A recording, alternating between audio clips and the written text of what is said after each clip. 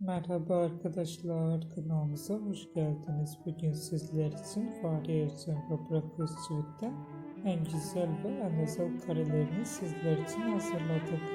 Burak Özçivit ve Fahriye Evcen çifti Çalı Kuşu dizisinde rol almış ve herkes tarafından çok beğenilmişti. Onlar bu diziden sonra evlenmiştiler.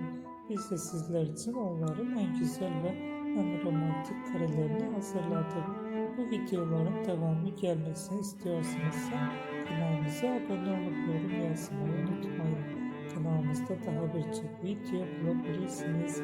Bizi izlemeye devam edin. Herkese teşekkür ederiz.